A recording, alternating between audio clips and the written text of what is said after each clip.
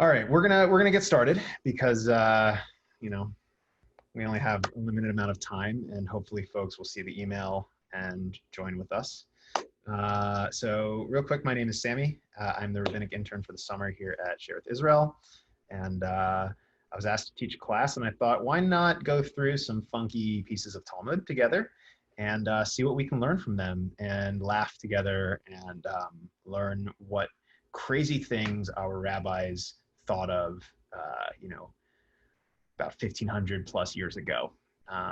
And so today we're going to look at two stories about Rav. And Rav is a very popular character in the Talmud, and he speaks on many different topics, and we see him getting involved in a lot of fun scenarios. And what we're going to read are pieces of what's called Agadah or Agadata, which are stories, really. They're mostly in Aramaic, and they are stories that are sort of interjected into the halachic discussions of the Talmud. And our one today is it's going to be a lot of fun. So I'm going to share my screen, and if you want to use the link and follow along there, by all means, please do.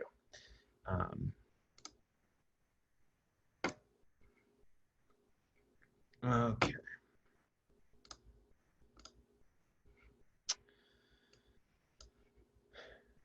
So we have Rav and the butcher, which is our first story, and then Rav hanging in a palm tree, which is our second story. But first, we're going to get familiar with a few of the players here that we're going to talk about. So they're back in Israel in the years, these guys were around maybe the year 250-ish, we think. We don't really know. And we have someone who a lot of us have heard of, which is Rabbi Yehuda Hanassi. This guy was known as Nasi means prince, but he was like the head honcho. He was the head of the yeshiva in Israel for a long time, and he was the main teacher of a lot of the rabbis that came later, and a lot of the rabbis we read in the Talmud. Rabbi Yehuda Hanassi, is credited for being the one that is the redactor of the Mishnah, so he's a pretty big figure. We have Rav, and Rav's name is Abba Aricha. That's his colloquial name, but people call him Rav. And he started out in Israel and went later on in his career to Babylonia. And so his teachers were Rabbi, this guy up top, and Rebbe Chia. And you'll see these guys all knew each other. Rav Huna was early Amora. The word Amora refers to the second generation of Talmudic scholars. We have Tanaim, which come earlier. They're the ones quoted mostly in the Mishnah. And then we have Amoraim, which come later, and they are the ones who are quoted in the Gemara. And you can tell the difference between them mostly by the language being used. Tanaim, the earlier ones, the language is mostly Hebrew. And Amoraim, the later ones, the language is frequently in Aramaic. And so we'll keep going. We have Reb Chia. You can see how they're all related. Student of Rabbi, teacher of Rav, who is our main character today. Bar Kapara, also a student of Rabbi. Rabbi Chanina Bar Chama, also a student of Rabbi. And Rabbi Shimon Bar Rabbi, the son of Rabbi, son and student of Rabbi. So these are kind of our players in today's story. All right. So let's get going.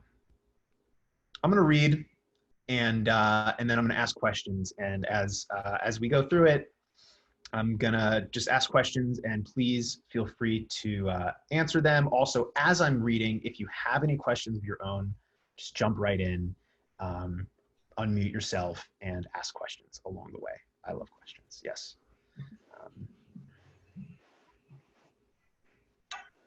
Any questions before we get started? Wonderful. All right. So, Rav, our main character, had beef with a certain butcher. No pun intended, but actually fully pun intended, right? So, Rav had beef with this butcher, and the butcher insulted him. Here it says, Haba le milta bahade hahu tabacha. He had like an issue with this butcher.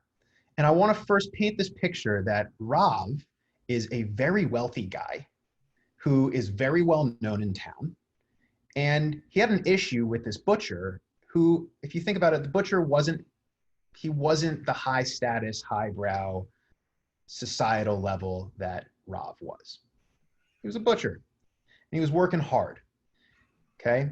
So the butcher didn't come to Rav to apologize. The butcher didn't come to him to settle the score. On Yom Kippur Eve, Erev Yom Kippur, Rav said, I'm going to go and appease him. I'm going to go and talk to the butcher. So Rav left his home, or left the Beit Midrash, wherever he was, and on his way, he encountered his student Rav Huna. And Rav Huna said to him, where's my master going? And Rav said, well, I'm going to appease so-and-so. Here it says Ploni, or Flania is the Aramaic word. Ploni is Joe Schmo. So here we have Joe Schmo. So he's like, I'm going to like make everything right with whatever his name is, the butcher guy. That's how Rav thinks about the butcher. So Rav Huna called Rav by his name and said, Abba is going to kill a person, for surely that person's end will not be good. How does Rav Huna know that Rav's going to kill a person? That's crazy. All right, weird. Rav went on his way and he confronted the butcher. Here it says the word confronted, but in the Aramaic, it says this, Azal v'kam alave. He went and stood, ilave literally means on him. He stood on him. So Rav, this rich guy, this highbrow guy, went and like stood on the butcher. Before we keep going, and I know you guys can read ahead, but try not to. Before we keep going, what's the dynamic going on here? What is going on? Intimidation. Intimidation, yeah, maybe.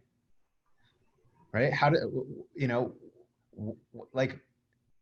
How's the butcher going to feel in this case?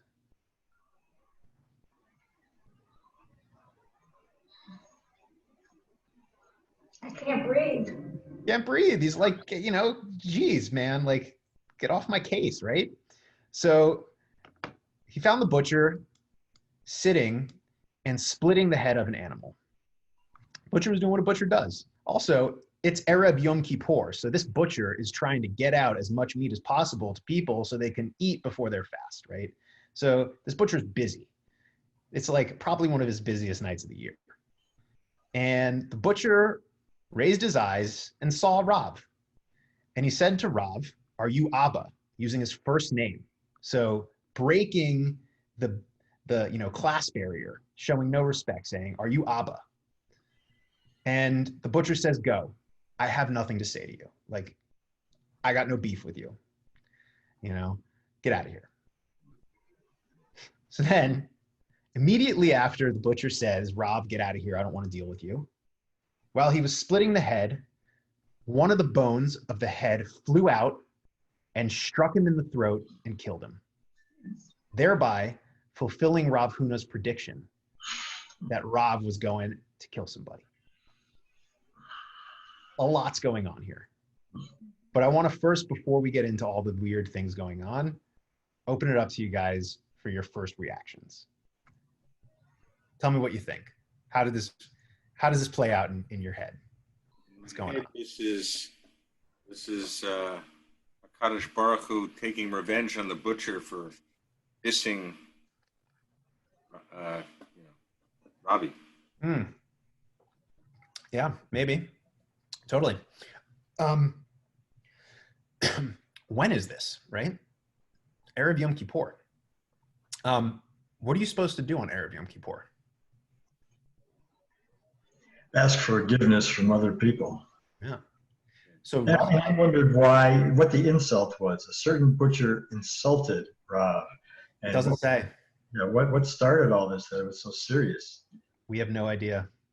Hey, Sammy, where it says he's going over there to appease him, I don't read Aramaic very well. What verb is This word, lefaise, le.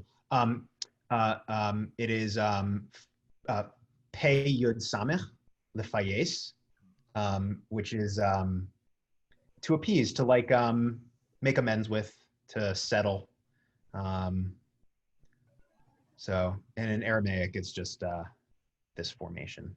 So is it in fact what everybody does expect, in that he's going to ask the butcher to end their feud, in other words? I think so, right? Yeah.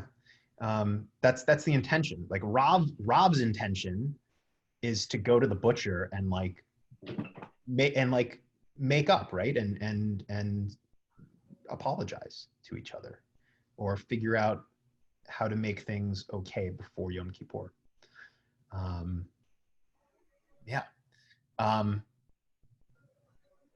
It's wild, right? So a little bit of context.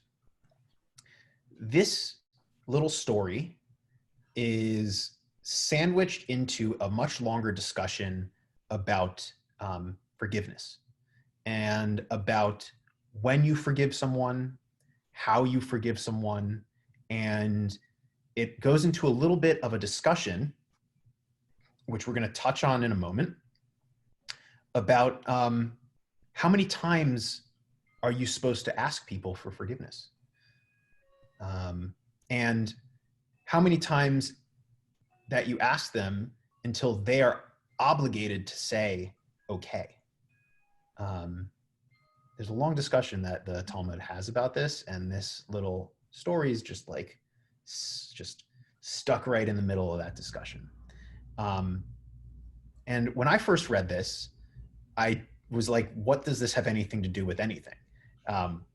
It's crazy. And the Aramaic here is like, it's really fun Aramaic. It says here at the end, so dekapale resha ishtamit garma umachye bekue uktale, has like a ring to it, and it says that he went and pale resha, and he split the head. Ishtamit garma, a piece of bone splintered off. Umachye bekue uktale, and it lodged itself in his throat, and he died. And katale, and it killed him, right? And then the story ends. And so I think that in this, there's actually a lot of really beautiful Torah, crazy enough, that Rav, this rich guy, who knows what happened in to them? Who knows what the beef was, right? But like Rav was waiting, right? The butcher didn't come before him to apologize. So the butcher apparently was the one in the wrong, so it seems. And you can see later on that the butcher is like kind of a schmuck. He says, "Are you Abba?" He like doesn't greet Rav with his title, Rav. And Rav has, Rav's like the bigger man here. He goes and he's like, all right, look, I'm going to go to the butcher and I'm going to make this okay. Even though it's not my job to do so, I'm going to go do it. And Rav goes, with good intentions to go make things right. And the butcher just doesn't give him the time of day. And I think because of the the nature of Erev Yom Kippur and the weight in which the Talmud is trying to tell us that this time of Erev Yom Kippur is so important for forgiveness, and the butcher just flies in the face of that weight, he dies. You know, it's a really heavy story. So yeah, does anyone have any feelings about it? Any interesting things that this brings up? Well, I don't understand why Rav Huna said Abba is going to kill a person.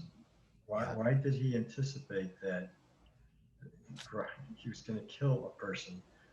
Yeah, it just seems strange, but because he said, "I'm going to go appease the butcher." That's all. Isn't it strange? I find that really strange too, and I don't know the answer. Yeah.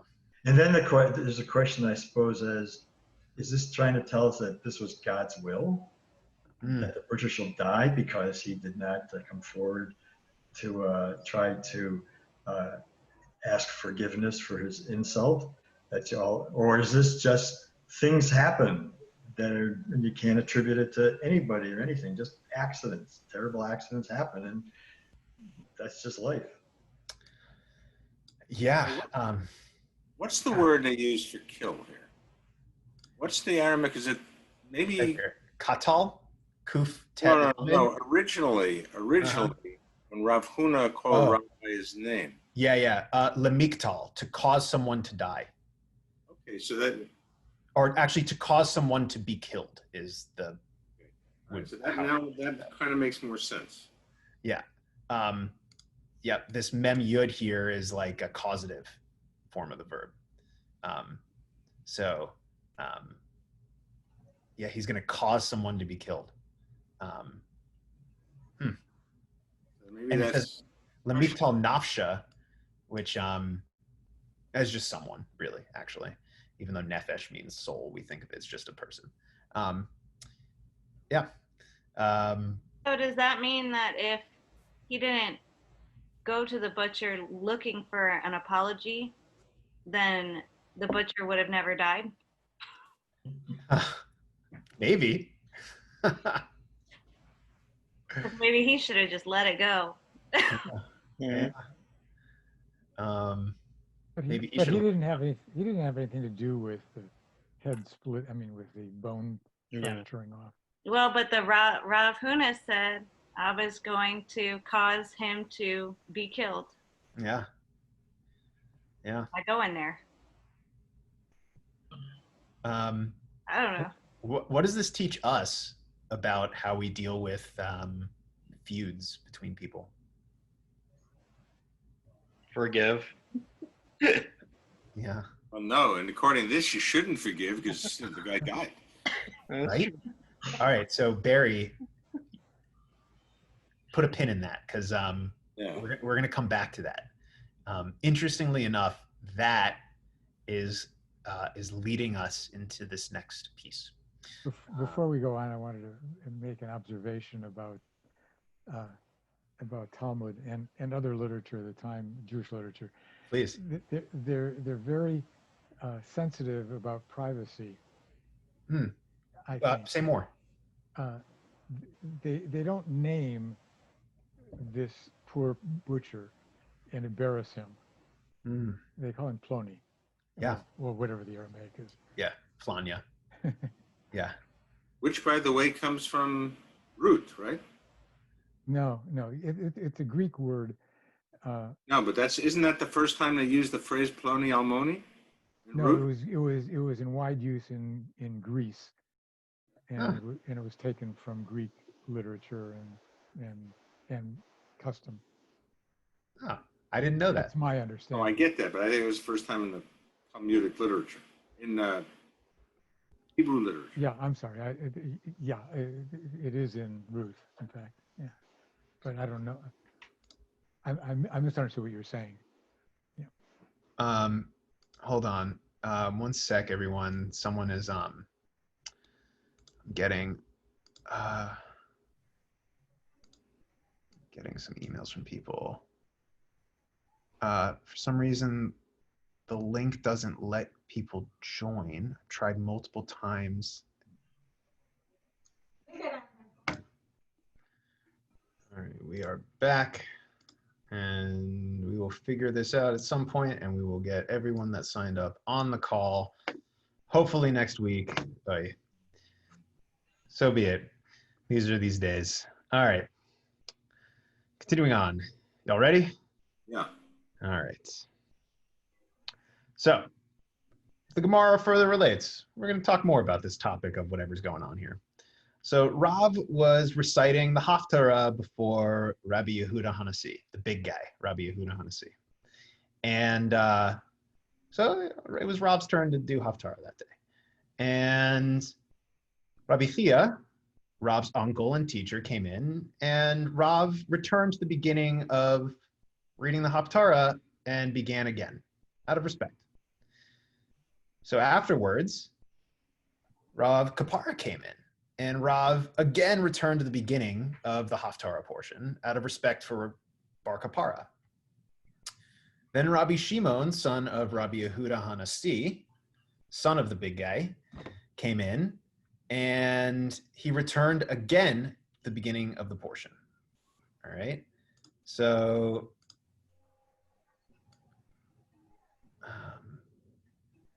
Then Rav Hanina came. So apologize.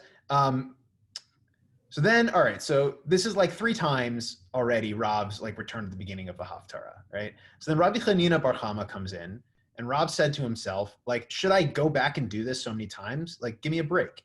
So he didn't return to the beginning, and he just continued from where he was. And Rabbi Chanina was offended by this, obviously, because Rav showed that Rabbi Chanina was like less important than the others. And if you think about it, all these rabbis, you know, they wanted to like all be important, right? So no one wanted to diss any of them. And this really was like, this was a diss. So Rav went before Rabbi Chanina on Yom Kippur, on Erev Yom Kippur, every year for 13 years to appease him. But Rabbi Chanina wouldn't appease Rav, meaning Rabbi Chanina wouldn't forgive Rav for not returning to the beginning of the Haftarah this one time. So the first question is, how did Rabbi Chanina know That he was returning to the beginning? that he had done it 3 times? Because he wasn't there. That he had done it 3 times. Yeah, that's a great question. I don't know. Potentially, we might not know this for sure, but maybe there was a custom in these guys' circle to do so, potentially. Maybe. The other funny thing is that all these guys are showing up really late to shul. Right? Really late. And so that's kind of funny. So, but yeah, that's a really good question. How did he know? I'm not sure. But he knew. And so he was pissed off. It must be a custom, like you said, because why would anybody do such a thing? Why would anybody return and accommodate somebody who is so inconsiderate as to arrive late? It must have been a custom. It must have, yeah. For vis-a-vis a superior, maybe. Well, what it says, it doesn't say he was offended because Rav didn't go back to the beginning as was the custom. He said because Rav showed that he was less important than the others, which means he had to know that Rav had already gone back to the beginning 3 times. Mm-hmm. Yeah, interestingly, the less important than the others piece is the like, you know, Safaria has their sort of interlinear commentary. And usually that interlinear commentary comes from either Rashi or Tosafot. So Safaria does a nice job of sort of integrating All of it, yeah. the commentaries into the translations. So the tradition in telling this story was that Rabbi Chanina was offended because Rav, you know, showed that he was less important than the others. All right. So he like, yeah, that was a mistake. All right. So, and then the crazy thing here is 13 years every year Rav went and asked for forgiveness from, like, that's a lot of years, right? And so we just had a story. So now we have two back-to-back stories of Rav and wanting forgiveness, right? So there's a thread happening here, and things happen when Rav needs to ask for forgiveness, or Rav is involved in, a asking for forgiveness scenario. And it's another thing is it's also Erev Yom Kippur again, but this time for 13 years in a row.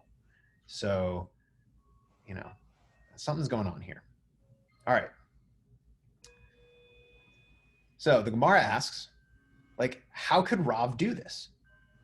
Didn't Rabbi Yossi Bar Chanina say that anyone who requests forgiveness from another should not ask more than 3 times, which is, by the way, a requote from the entire conversation happening before these stories. Okay, anyone who requests for forgiveness from another should not ask more than 3 times, which makes sense, the rule of 3. Gemara answers, Rav is different because he was actually like a really pious guy, and he forced himself to act beyond the letter of the law, meaning Rav knew that he only was required to go 3 times to ask for forgiveness, but Rav felt really bad, and so he's not going to just stop asking for forgiveness. He's going to keep doing it. And then the Gemara asks also, how is it that Rabbi Chanina could act like this, to refuse to forgive Rav? Because he asked 13 times. Didn't Rava say that with regard to anyone who suppresses his honor and forgives someone for hurting him, God pardons all his sins? Let's stop there for a second. What does this mean? What's going on here? What's the Gemara asking, and why does it matter that they're acting this way against tradition?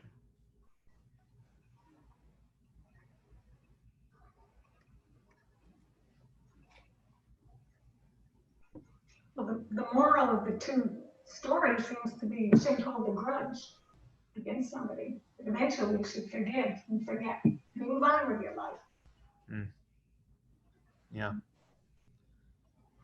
It's talking about, it's funny, it's talking about the nature of forgiveness in both stories. And in both cases, the consequences seem to be the opposite of what you'd think. Yeah. How would you Barry, as you're reading this, where does your, intuition tell you it's going to go?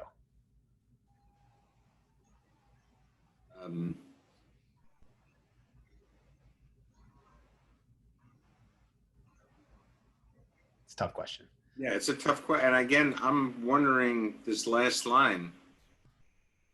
Someone who suppresses his honor and forgives someone for hurting him. I'm not sure who that refers to. Right? Hanina, I imagine. Well, not. Do you think that, so here's a question. Didn't Rabbi Hanina know this, right? Of course. Right, of course he knew. Didn't Rabbi Hanina understand that by him not forgiving Rav, he was actually sinning, yeah. I mean, this is Rabbi Hanina. Rabbi Hanina is a very important rabbi in the Talmud. And he of course knew the law, and he knew both of these things. He knew that anyone who asked for forgiveness from another shouldn't ask more than 3 times. So he knew that Rav was going way above what he needed to be doing by asking him 13 times. And he knew that by him not forgiving him, he was doing something wrong, actually. He was putting himself in jeopardy because God's maybe not going to pardon all of his sins. Yeah. Fascinating. All right. Let's see why. So the Gemara explains, rather, here's what really happened. Rabbi Hanina saw in a dream that Rav was being hung on a palm tree, meaning he was hanging by the neck in a palm tree. Rav was. And he learned as a tradition that anyone about whom there is a dream in which he was being hung on a palm tree will become the head of a yeshiva. How that works, I have no idea. But if you see someone in a dream hanging in a palm tree, they're going to be a Rosh Yeshiva one day. So he said, learn from this. Shma mina. Providence has decreed that he must eventually become the head of the yeshiva.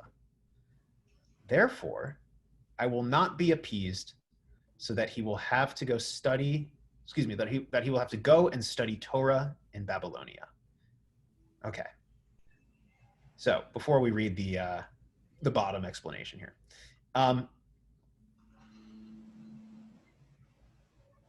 Whoa.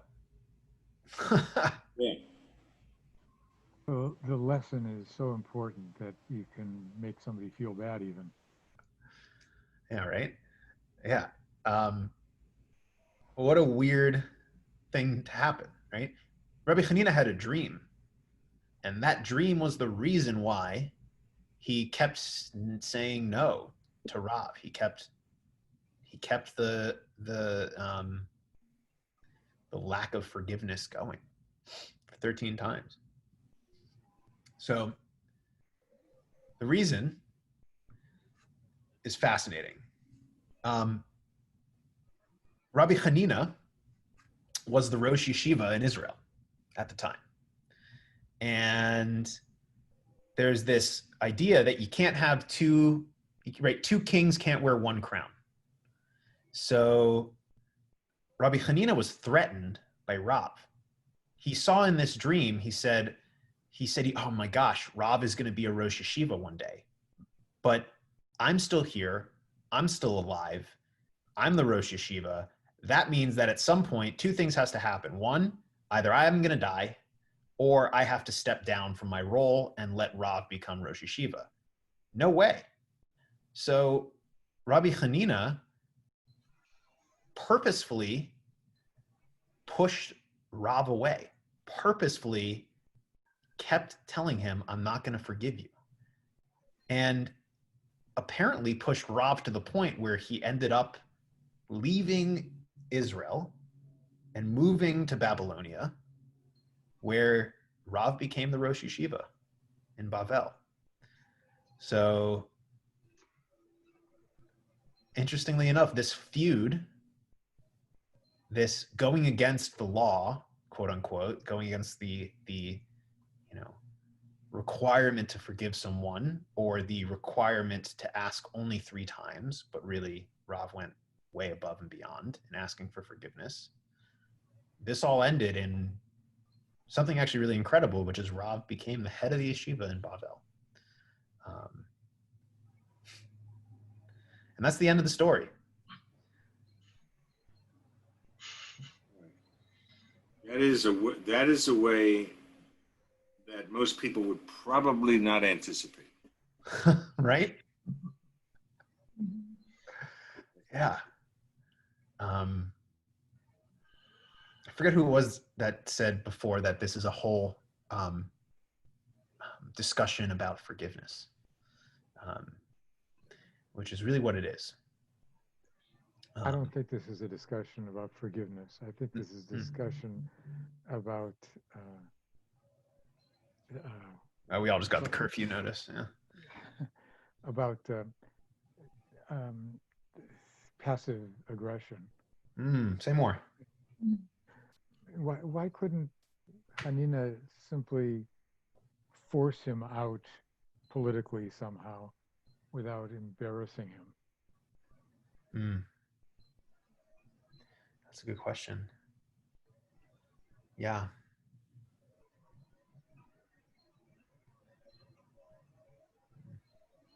Does it say when he had the dream? And how many of... Hey, Marcy. Hi. Hey. No, it doesn't say when he had the dream, but I mean, I would imagine he had it 13 like years pretty ago. early on because He kept, waited all of these years. Yeah. So it really was like it's a power that he held on to, knowing that this was going to happen in his life, or possibly going to happen in his life. Yeah, it was a power move, right? Yeah. But maybe for his good. But who's to say that that's his place? I guess. This redefines playing the long game. Yeah. Also, interestingly here, like nothing bad happens to Rabbi Hanina, right? Whereas with the butcher, he dies. Well, you can make the case that because of the Gemara, Rabbi Hanina now lives in infamy. Mm. So yes, he is. Mm. He's a bad guy for millennia. Mm. Mm. Yeah, in the context of 21st century America, perhaps, but not necessarily in medieval society. Yeah, our worst sins have changed some over the years. Yes, we can look at other parts of the Talmud to yes, highlight that. But that's a fascinating story. Also, I think I read this, that this is the only place in the Talmud that this idea of being hung in a palm tree exists.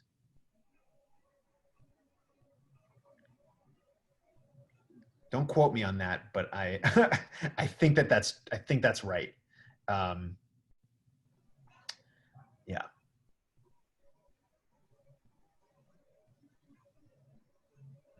So I need to ask a question, because we're sort of on the cusp of this question anyway. When I learned Talmud many years ago, the theory was that nobody living today, back then, could overrule an Amora. And no Amora could ever overrule a Tana. Correct. Is that still considered gospel? I mean, you know,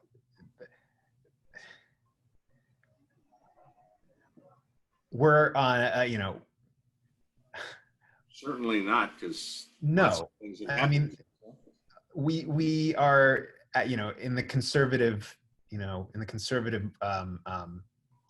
way of, you know, accessing halacha, and in the conservative way of you know, defining halacha, we go against Amoraic law frequently. But with, you know, significant research, you know, and reasoning, of course. I want to hear from some folks who haven't said much on the call, about what your thoughts are on this, what you might take away from this. Leon, well, maybe. Marcy, love to hear more. Melanie, Paula. And I just thought it was about forgiveness, and you shouldn't hold a grudge. That's all. That's what I get. It seems like they get hung up on small stuff and don't look at the big picture of relationships. What's important here, you know? Mm. Are you able to scroll back up to the first story? I think I'm still stuck on that a little bit. Sure. The butcher one? Yeah. Yeah. I'm trying to relate it to what's going on right now, but I think it's impossible. But like to the protests and stuff like that. Yeah. I think that you're right, that they are quite different. Yeah. You know, there are maybe elements of forgiveness that one could, you know, stretch to apply this to it, but I actually wouldn't.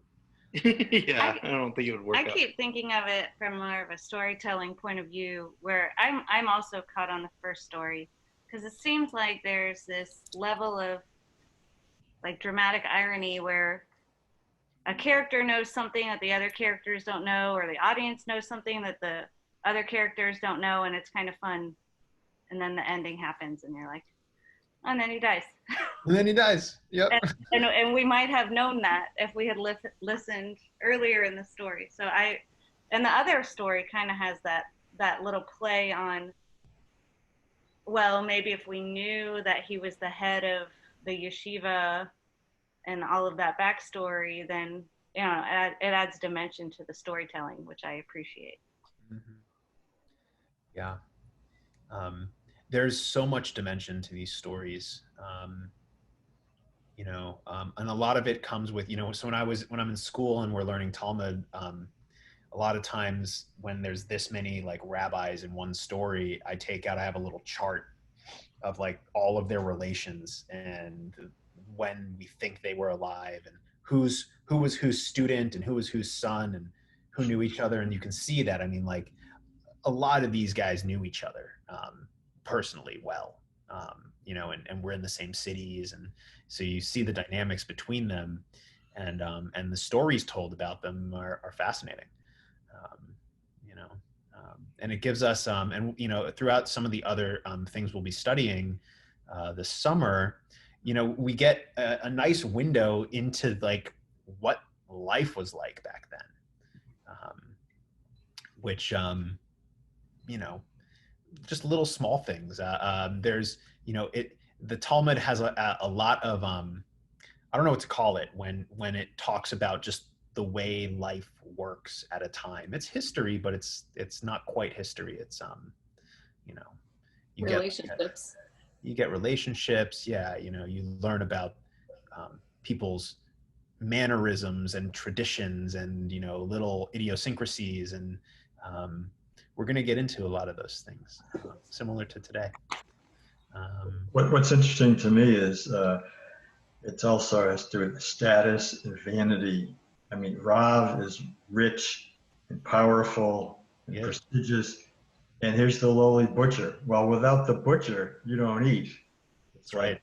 Like the grocery clerks that are putting food on the shelf. And then in the second story, with Rabbi Hanina, to me, he's vain and he's thin-skinned, but you see the rivalry among the different rabbis, scholars. They're just petty people like all the rest of us. Who's insulted, who's offended. Oh, I'm more powerful and I want to stay head of the yeshiva, so he go off to Babylonia. I don't care because I've got this great plum job and I'm going to keep it. I don't care. It's fascinating that here, this is the Talmud, and someone who's not familiar with it, I'm just a little tiny bit familiar with it from past things, but it's so revealing, and it shows so many of these things in terms of not just the society and status, but also how the petty grudges and everything. And they have it right there. They don't try to sanitize it. We don't have saints. We just have regular people, and it just comes forward, I think, very starkly in these stories. Well said. Yeah, Talmud does not hold things back. Not at all. Thank you, everyone, for learning with me tonight. Thank really you. Wonderful. Yes, Thank you. That was fun. Thanks. Oh, Thank you. interesting stuff. We'll be here again next week, same time, and I'll make sure to get the link out to everybody ahead of time. Yeah. Hope everyone has a wonderful week. I just got a curfew notice, so I don't plan on breaking it. And stay safe, stay healthy, and I'll see y'all next week. Bye. Thank you. Thanks. You will.